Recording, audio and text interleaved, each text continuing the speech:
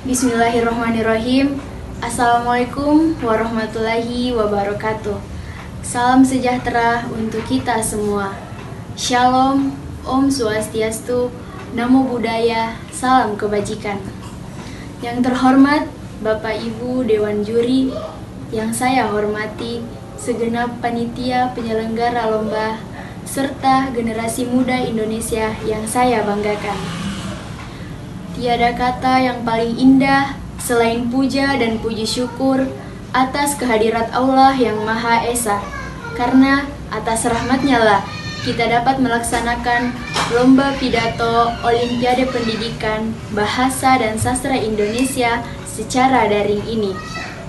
Izinkan saya untuk memperkenalkan diri. Saya Adelani Mulkia Adam, perwakilan dari SMA Negeri 14 Goa.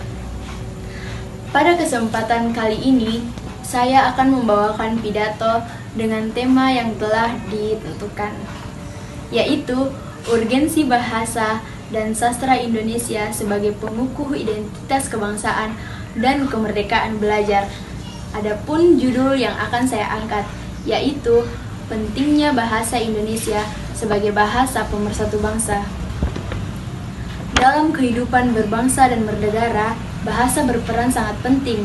Oleh karena itu, bahasa merupakan simbol yang dihasilkan oleh alat ucap yang biasa digunakan oleh sesama masyarakat. Dalam kehidupan sehari-hari, hampir semua aktivitas masyarakat menggunakan bahasa, baik itu bahasa secara tulis, lisan, maupun berbahasa tubuh. Bahasa Indonesia yaitu sebagai pengukuh identitas bangsa. Apakah yang dimaksud dengan identitas? Nah, identitas merupakan jati diri yang telah melekat yang kemudian dapat membentuk sebuah ciri khas yang secara filosofi membedakan bangsa tersebut dengan bangsa yang lainnya. Tempo penjajahan yang panjang menyebabkan sebuah negara, bangsa, ataupun individu di tanah jajahan dapat kehilangan identitasnya. Puncaknya adalah ketika pribumi saban hari didesak oleh penjajahan dengan berbagai retorika tentang budaya penjajah yang selalu ditampilkan lebih berkualitas jika dibandingkan dengan budaya pribumi atau anak jajahan. Selanjutnya, sastra. Sastra adalah bagian kebudayaan yang keberadaannya didukung oleh dua unsur universal kebudayaan, yakni bahasa dan seni. Bahasa dalam sastra memperoleh wujudnya dalam tradisi sastra Melayu klasik sebagai mahkota bahasa pada mulanya. Karena peradaban itu, tuntutan kehidupan setiap bahasa memiliki tradisi sastranya dalam kadar yang berbeda-beda. Syukurlah semangat kebangsaan yang berhasil dibangun dan dicetuskan oleh kalangan pribumi di Hindia Belanda yang berhasil diraih dan akhirnya dinyatakan sebagai sebuah kedaulatan tekad oleh pemuda-pemuda Indonesia. Pribumi yang awalnya terpecah identitasnya itu mulai mencari-cari kembali identitas negara, bangsa, atau dirinya sendiri yang telah dirusak dan dicemarkan oleh penjajah. Sementara itu, identitas individu juga dapat dibentuk melalui cantuman bahasa, budaya, agama, gender, perkawinan, dan umur seseorang. Bagaimanakah situasi setelah kemerdekaan? Setelah kemerdekaan Indonesia tahun 1945, bahasa Indonesia sebagai bahasa resmi negara dikukuhkan dalam Undang-Undang Dasar 1945. Kemudian dikukuhkan dalam Undang-Undang Kebahasaan tahun 2010.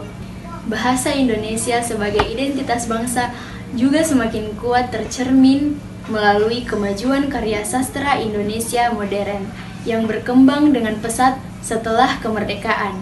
Identitas menjadi penting karena menyangkut keberlanjutan eksistensi sebuah bangsa, lebih-lebih dalam konteks global. Kepentingan identitas menjadi utama kalau kita ingin menunjukkan diri sebagai bangsa dalam gempuran budaya global.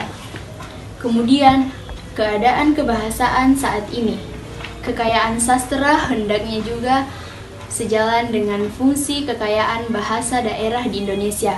Untuk itu, perlu sekali kita mengingat kembali kondisi kebahasan kita saat ini, baik secara individual maupun secara komunal.